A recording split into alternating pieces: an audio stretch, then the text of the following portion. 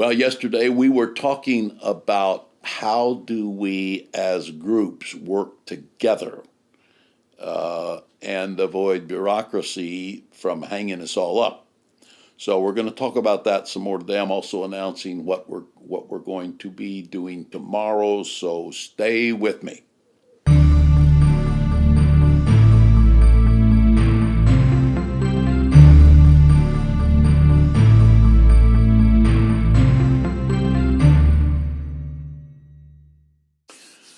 Here we are. It's Wednesday, December the 13th, in the holiday season 2023.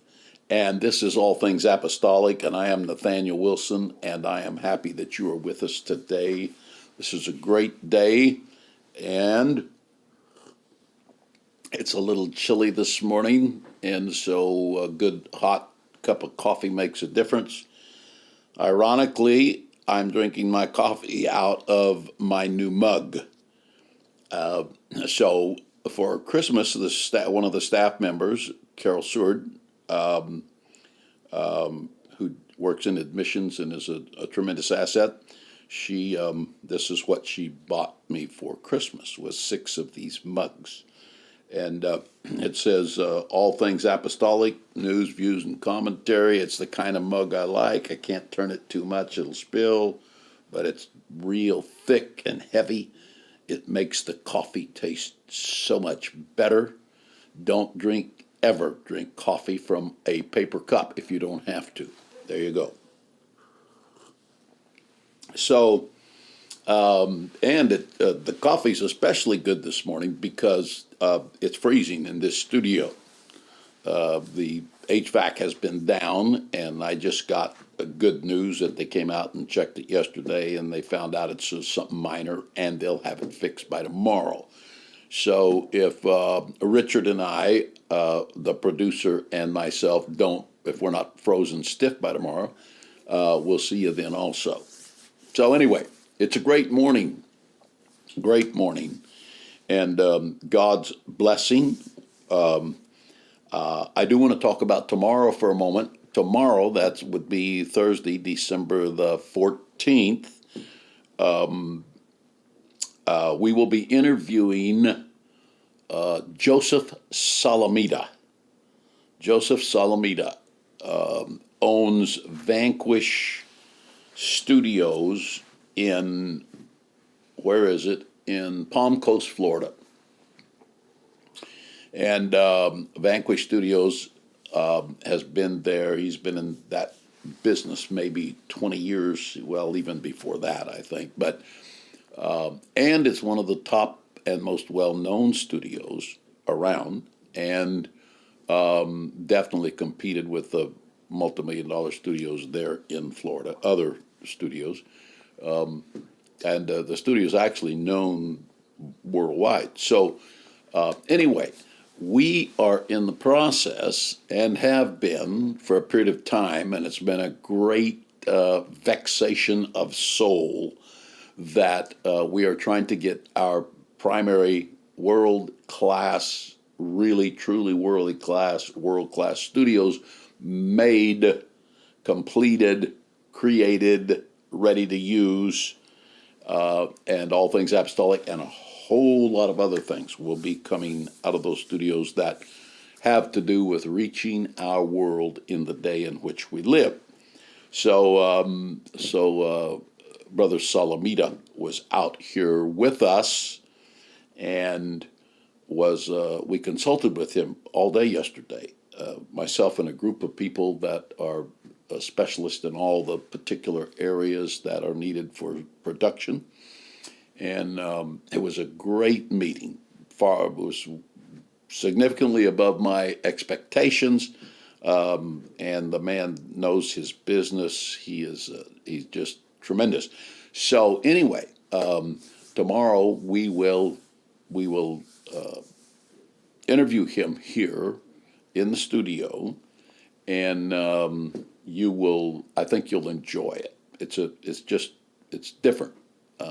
It's different and really, really good. So anyway, join us tomorrow. Don't miss that. You're going to want to be a part of it. a lot of things that we want to do out of the university and out of Wilson Academy, which is K through 12, which is being accelerated.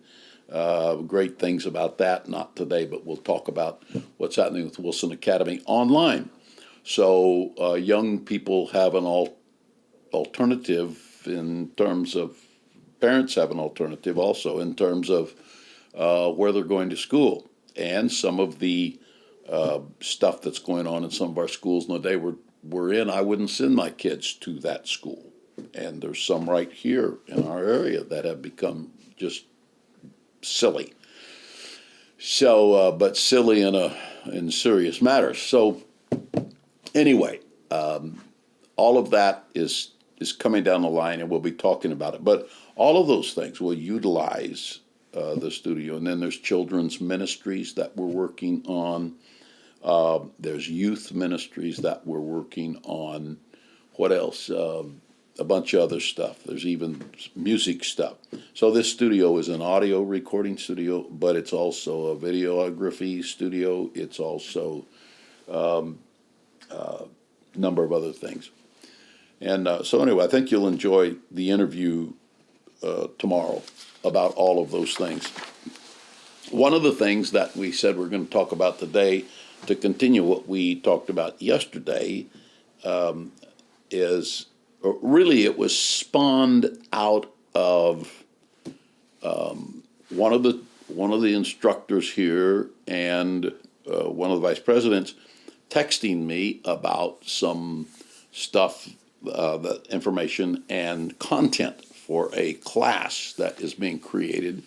We're going to be offering a business bachelor's degree centered around the theology of BAM. It's going to be the most exciting business degree anywhere. And that's coming next year, hopefully. But anyway, that was the first thing that triggered my thoughts on what we talked about just a little bit yesterday, and we're talking about today, and that is the struggle that group, what I would call group togetherness, group efforts, the struggle for the mission of a group that's working together to find its way to actualization.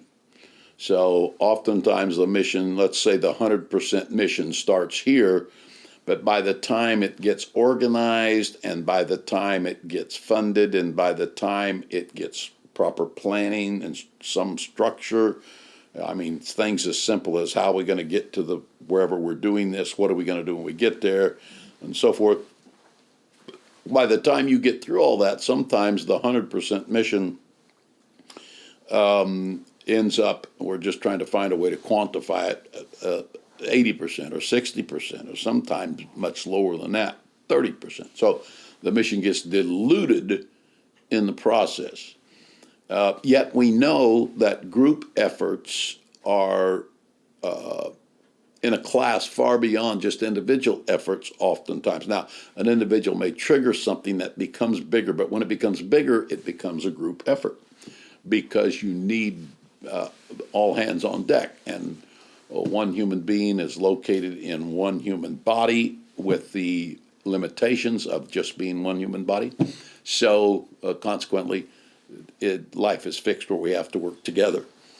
On top of that, I might just mention here, and this kind of digresses into a bigger subject that we don't want to get off on today, but it plays in this a role in this discussion, is the role of individuality versus community participation. So this is a polarity, and I don't want to get much deeper in this today, but this is a polarity between one's individuality and one's being part of community. A polarity means power is created by two opposites staying connected in a tensional relationship. So that's my definition of a polarity. Like a battery, you've got a positive and negative, which are opposites, and they repel each other. But together, when they're together, and they have to tolerate this tensional, this repulsion relationship, then that's how you get power in the battery to start your car or your lawnmower or whatever it is that has a battery. So, so that's how we are as humans. People who isolate, people who are just caught up in individuality, or they've been hurt. A lot of things can make us do it. We're all tempted to do this at times. So we get hurt, or somebody does really, truly just does you wrong, and or treat you like a piece of trash. So, or abuses you, they've got authority in a corporate setting or something, and they abuse you and humiliate you. I had that happen to me when I was 15 years old. It didn't last long, but because I ended up getting fired because I said, "Don't say that again" to the boss. So that went over real well. But anyway, I'm here. I got another job. I stayed alive. That's been a long time ago. So, but when you've got group efforts and the individual has to collaborate with others, there's constantly different ideas that come from different backgrounds and different mindsets that have created from the background they came from. They may not even know that their background is inferior in the ideas that it's producing to what they could get if they would listen. On the other hand, this guy over here, or this one over here, or this one, any number of them, you go through that in an attempt to find the superior ideas and understanding of the thing and shared with group. Now, this is what a group meeting ought to do. A group meeting should not be someone just dictating everything, and then the group meeting is considered a success if he browbeats everybody into agreeing with him, or she browbeats everybody into agreeing with her. A group meeting, when we talk about something that's consensus, then they call that consensus. They all voted for it, okay? But when we talk about consensus, con is with, and sensus is sensible, and so with sensibility, that means we have collaborated in thinking until in all of our combined thinking, we have ferreted out where the best thinking came from. Now, you can't stand and crow like a banty rooster when your thinking ended up to be top of the heap, because in other situations, your thinking won't be top of the heap. Nobody's thinking is always top of the heap. There's niches of in group efforts of where people are superior in knowledge, or superior in training, or superior in experience. And so this is the value of the group meeting, besides the fact that it gives more muscle, more horsepower, more horses pulling the plow or the carriage or whatever it's pulling, the wagon. But also you find the optimum that particular human group can produce. I mean, that's the hope that happens in groups. It doesn't happen many times. It doesn't happen that way. But that's the ideal, that is the utopic ideal that we start out with when we say, let's work together on this. And then we have to put up with our own particularities of human agency, and those that becomes difficult. It's stressful. However, we have to put up with the stress. We cannot go back and live in the desert like a hermit. We have to love one another. And there's no such thing as a healthy individual who lives in isolation. They are not healthy. They're not. And they get twisted. Likewise, somebody that loses their personal identity completely and in community, they have no personal identity. Their identity is usually a very quick mind that can figure out what the community wants them to be, and then they adjust to be what their particular community wants them to be, because they're seeking favor and validation, but they don't have a strong knowledge of self. So all of this is included when we start talking about group efforts. And all of us are involved to one degree or another in group efforts, whether it's secular, whether it's educational, or whether it's religious. This is something that can't be avoided, so that we need to work together. So the whole discussion is, how do we do that?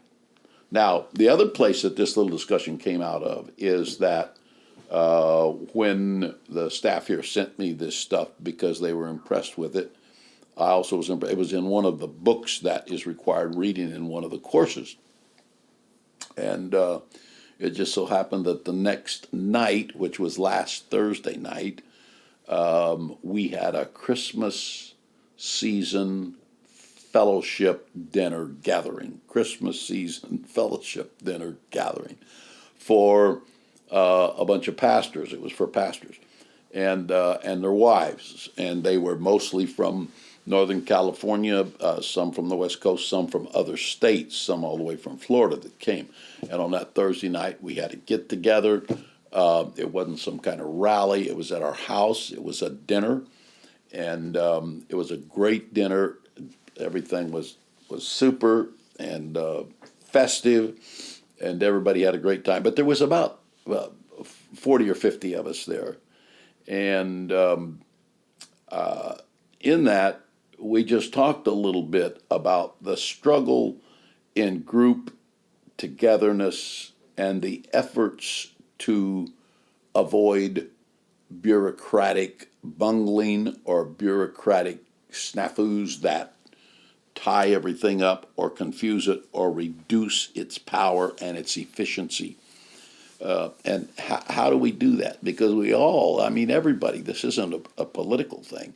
Everybody gets frustrated at the bureaucratic hang-ups, and it slows things down. And I don't know. It's just, I think you understand. So in talking about that, the elusive elixir of working together is important to find. We never agree on every little point. We may agree on almost every little point in doctrine and in living a holy life and other basics like that. But when it comes to process of getting the work of God done, we're not all going to agree, because some of us are more acquainted with things that would work, that have proven to work, but the others have never even heard of them. So you've got that. And then you've got, on the other hand, the group has to restrain people because they go off half-cocked, or they're going to waste money. They're going to ask for money from the group, and then they're going to waste it. And all kinds of things that happen. And then when they're rejected, they feel like, well, they give stuff to him, but they don't give it to me. And that guy got a grant, and this guy, and that must be politics. And all of that is part and parcel of what is encountered when we try to work together. This is why men are just independent. Those men, it may not be why they're independent, but it's why their daddy was independent or their grandpa. So they're in a line where oftentimes where they have, that's just the way they've been raised. And that's one way to avoid bureaucracy, but also it leaves a person incomplete. Not knocking, I'm just telling the truth. It leaves a person incomplete.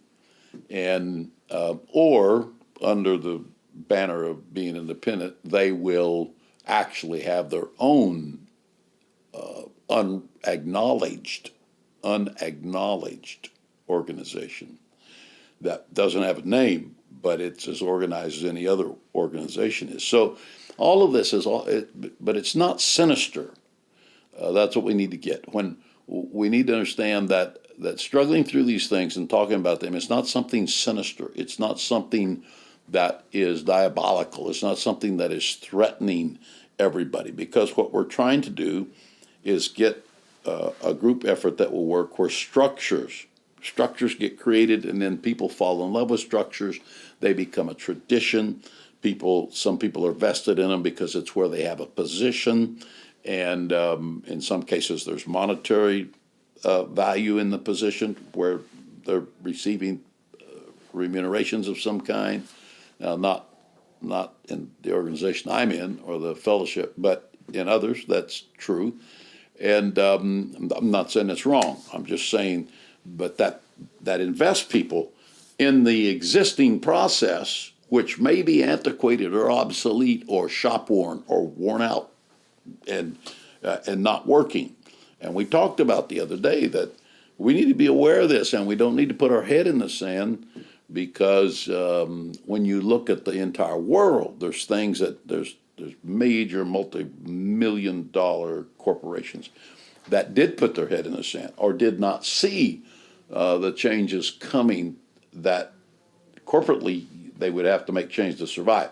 And so we talked about that. There's cars that don't exist anymore. There's major retailers that don't exist anymore. There's others that right now are struggling with going the same way. I mean, they're still here, and some of them are still prominent, but they're struggling. Like, I don't know, Macy's comes to mind at this point, struggling with this, and Neiman Marcus, a very expensive store, and others that haven't found. But there's new models. So Amazon comes out of nowhere, and nobody even heard of Amazon a few years ago, and becomes one of the primary, not only delivery companies, but marketers of goods. And Walmart and, Costco and some of these, they have seen somehow, somebody in the group, in the collaboration, somebody has seen how things have adjusted. And the two words that are used, the primary difference in the 20th century and the 21st century is decentralization. So if you go in a Costco, people go to Costco because they love just being there and seeing what's going to be there today. And they like the way it's laid out. And a lot of it is they have to serve themselves. It's a different deal. There's people they can ask for stuff, but it's a different kind of operation, retail. So all of this is I don't know what causes decentralization to be the main thing today, but even in these new generations, last two generations, they don't care anything about bureaucracy. They don't care anything really about organizations.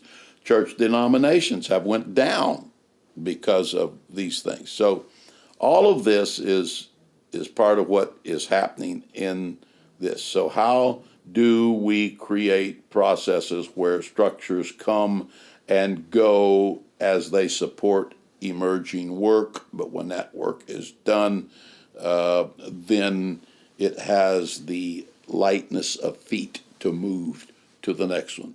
Important subjects. Thank you for being with me.